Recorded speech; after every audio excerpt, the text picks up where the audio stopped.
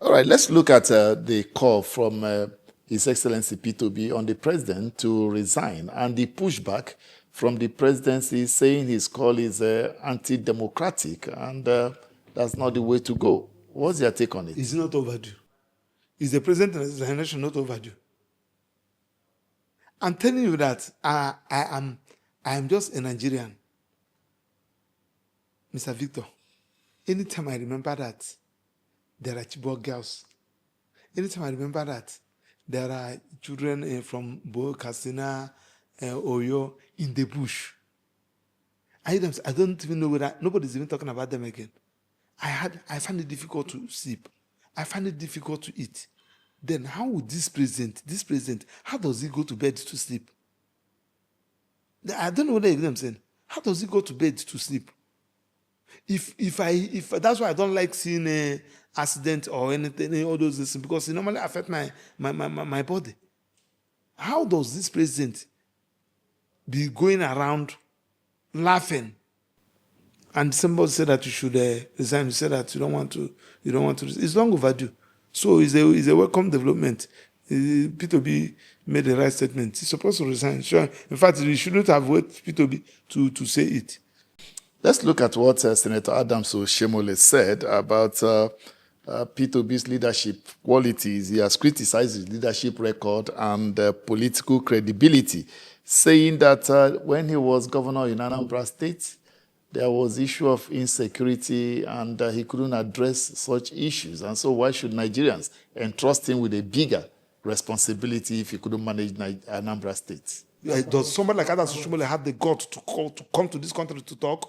Somebody that even impoverished Nigerians?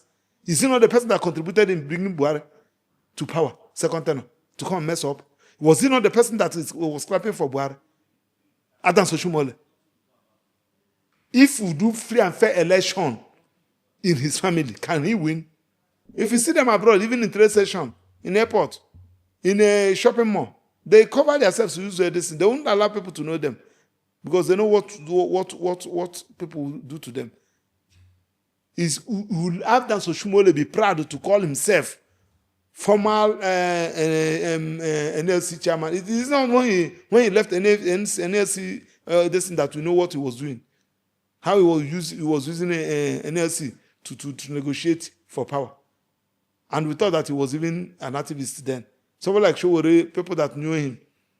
And he has the gut to talk about somebody that left office with a huge amount of money, without debt in Anambra State. But let's look at his allegation.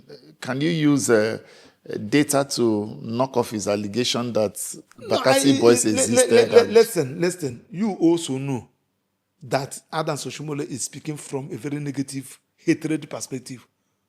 Do I say that to Peter Obi is a saint? The answer is no. Peter Obi is a saint and it can never be a saint. Nobody is a saint. But to place Adams Oshiomhole and place Peter Obi, there is no comparison. There is no basis for comparison.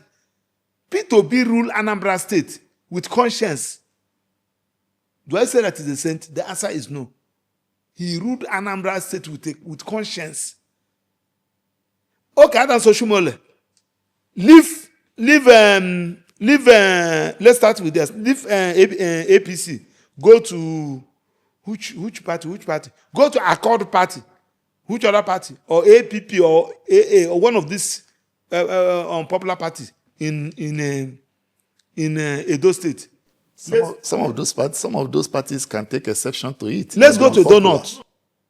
Let Adams Oshiomhole stand. Let Peter Obi stand. In fact, let Adams Oshiomhole come. Let Peter Obi come. Adams Oshiomhole go to Edo North. Let Peter Obi go to Edo South. If there's something like that, let's see where crowd will come to welcome.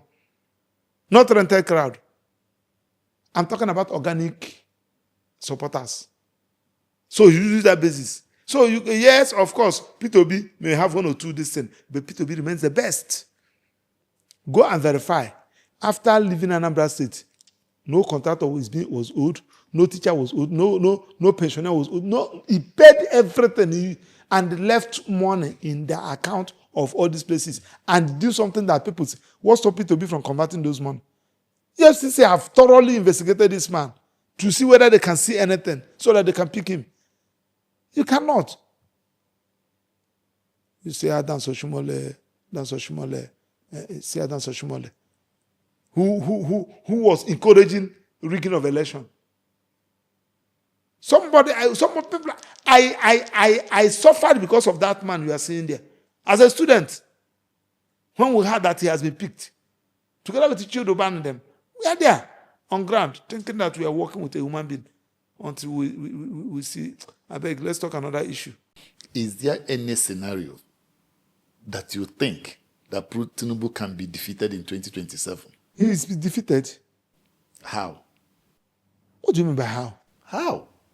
It's through our ballot. Yes, because you make it sound as if it's going to be easy. He's going to controlling the INEC. He has 34 going governors. to He's be, controlling the army easy. and everybody. It's going to be easy. INEC is a human being. Let him mess up.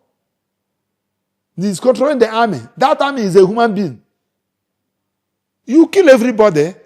When you go to a community, you use your AK-47, shoot everybody so that it will be on record that you shoot the whole distance and carry the ballot box because of you want an incompetent person to be there.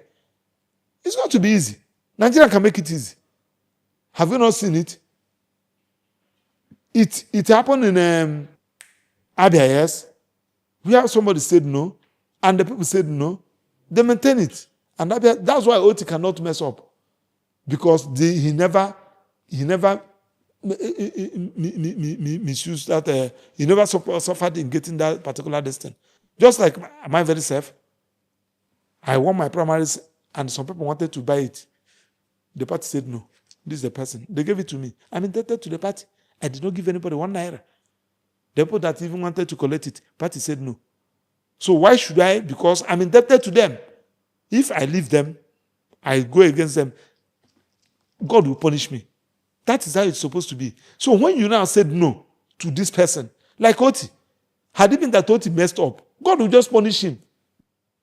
So that is it. And you that are leaders that are looting money, I've seen, go and ask others. So those who are governors 1999, those who are governors, go and see how they are. They are looking. Most of them are looking like monkey. Because there is no peace for the wicked.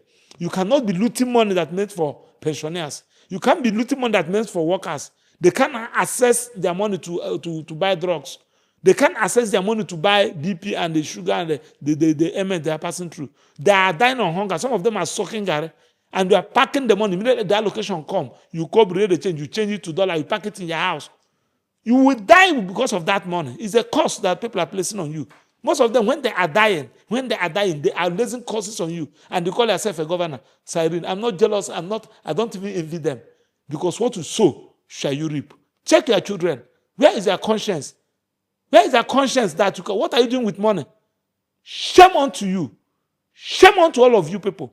Those of you that impoverish Nigeria like this, you will never die a good death. Don't go. Just go to Nyanya. I'm talking about FCTO. I don't want to refer you to my village. Go to this local hospital. Do you know that some people now has resulted to malaria somebody will be having malaria. You go to church to ask pastor to pray for you. Somebody's legs will be swelling up. You can't check your kidney, check your liver. You say that they do you this. The man will be robbing you rubbish. Few months you die. And somebody called himself a governor. Somebody called himself a senator. And you are looting money. You have 200 billion into your account. You have 120 billion into your account. Criminal, thief. God will punish all of you people. I say so.